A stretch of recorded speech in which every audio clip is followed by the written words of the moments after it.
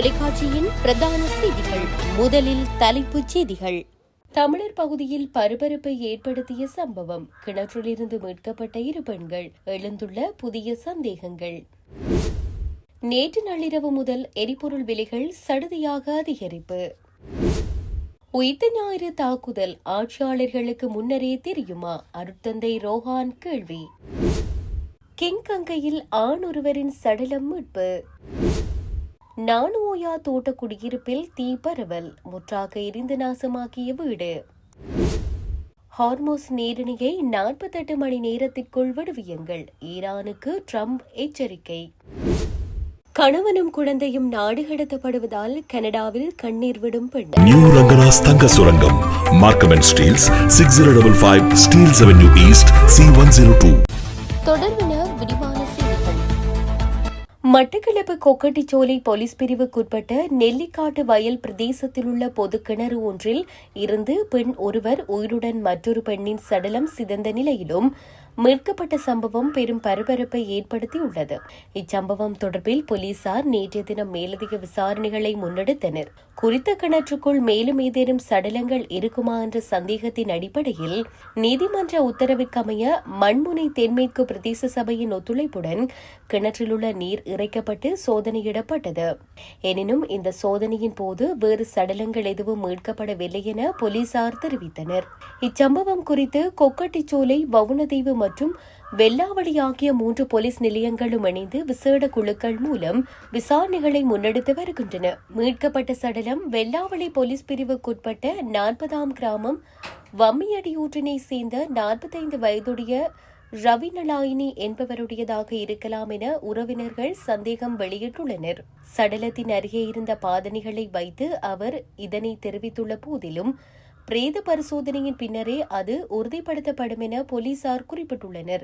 இதேவேளை உயிருடன் மீட்கப்பட்ட பெண் வீதியில் நடந்து செல்லும் காட்சியும் அவருக்கு பின்னால் மற்றொரு பெண் தொடர்ந்து செல்லும் காட்சியும் அடங்கிய CCTV பதிவுகள் வெளியாகியுள்ளன. பின்தொடர்ந்து செல்லும் அந்த பெண் இந்த கடத்தல் மற்றும் அசம்பாவிதங்களில் ஈடுபட்டிருக்கலாம் என சமூக ஊடகங்களில் சந்தேகங்கள் கிளப்பப்பட்டு வருகிறது. இது தொடர்பிலும் போலீசார் தீவிர விசாரணைகளை மேற்கொண்டு வருகின்றனர். கொத்தியாவுலையில் கடந்த வியாழக்கிழமை காணாமல் போன பெண்ணே உயிருடன் மீட்கப்பட்டுள்ள நிலையில் உயிரிழந்த பெண் குறித்த மர்மம் மாவட்ட மக்களிடையே பெரும் அதிர்ச்சியை ஏற்படுத்தியுள்ளது.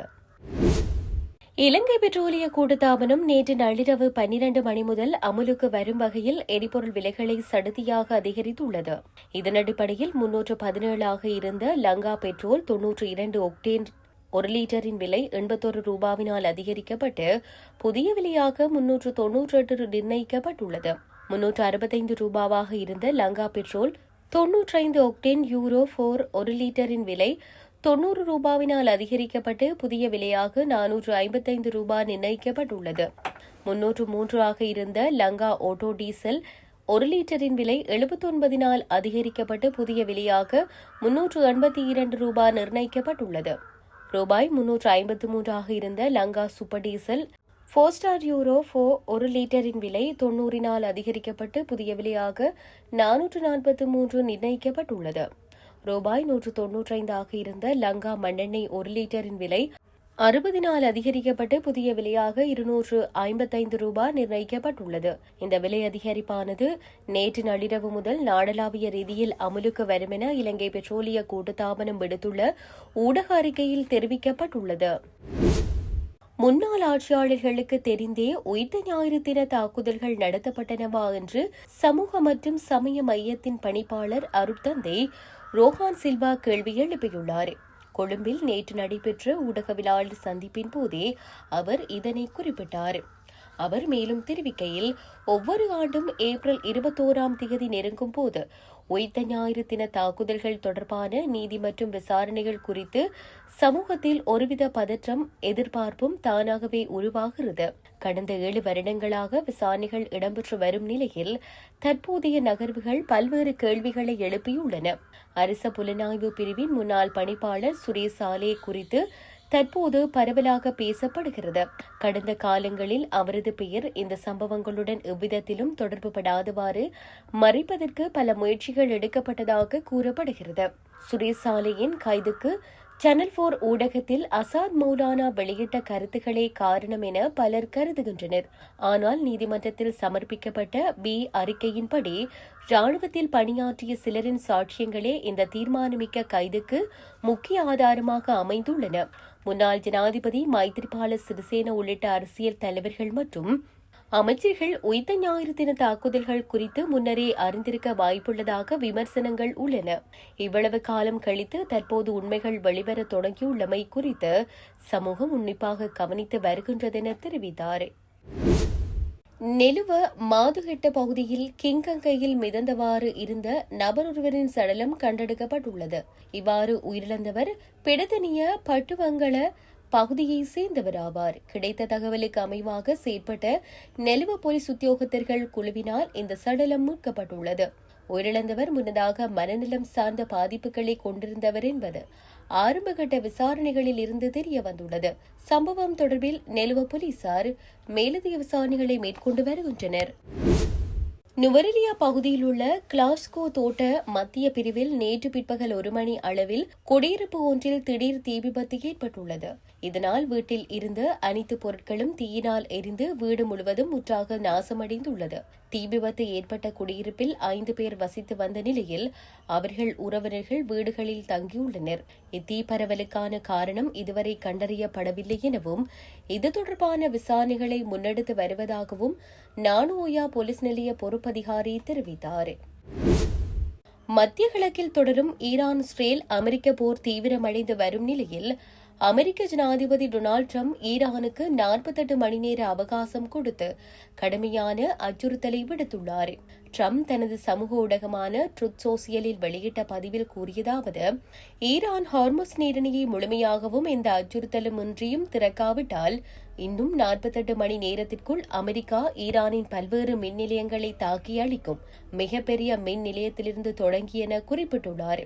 இந்த அச்சுறுத்தல் ஈரான் ஹார்முஸ் நீரிணையை மூடி வைத்திருப்பதால் உலகளவில் எண்ணெய் விலை உயர்ந்து ஏற்றுமதி கப்பல்கள் தடைப்படுவதால் ஏற்பட்டுள்ளது.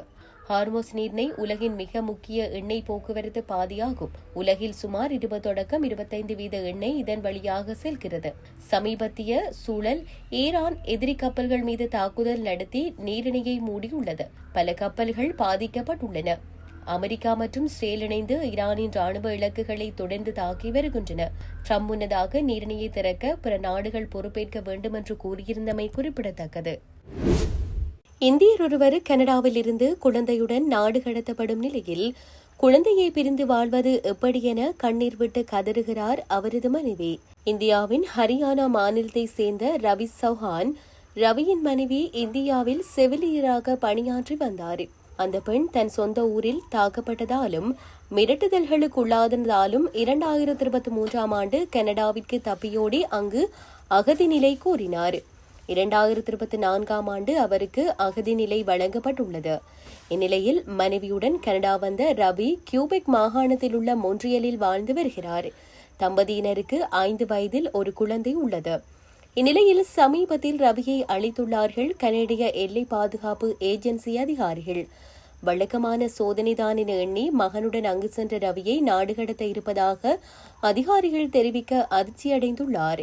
திங்கட்கிழமை ரவியும் அவரது மகனும் நாடு கடத்தப்பட இருப்பதாக அதிகாரிகள் தெரிவிக்க ரவியின் மனைவி குழந்தையை பிரிந்து தன்னால் வாழ இயலாதென கண்ணீர் விட்டு கதறுகிறார். சிக்கல் என்னவென்றால் ரவியின் மனைவி இந்தியா திரும்பினால் அவரது உயிருக்கு ஆபத்து. அத்துடன் நிரந்தர குடியிருப்பு அனுமதிக்காக காத்திருக்கும் அகதிகள் தங்கள் சொந்த நாட்டிற்கு செல்ல கனடா அனுமதிக்காது. ரவியும் அவரது மகனும் நாடு கடத்தப்பட்டு இந்தியா செல்வதால் அவர்கள் மீண்டும் கனடா திரும்ப அவர்களுக்கு விசா கிடையாது. கியூபெக் மாகாணத்தை பொறுத்தவரை நிரந்தர குடியிருப்பு அனுமதி பெற 10 ஆண்டுகள் வரை கூட காத்திருக்க நேரிடலாம்.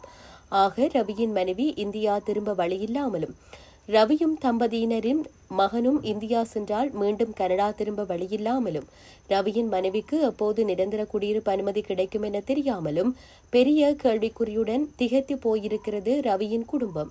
இதற்கிடையில் சமீப காலமாக இப்படி அகதிகளின் குடும்பங்களை கனடிய எல்லை அதிகாரிகள் பிரித்து வருவதாக பலரும் கவலை தெரிவித்துள்ளார்கள். இத்துடன் செய்திகள் யாவும் நிறைவு பெறுகின்றன. மேலதிக செய்திகளை அறிந்து கொள்வதற்கு www.tamilaram.com எனும் இணையதளத்தை பார்வையிடுங்கள்.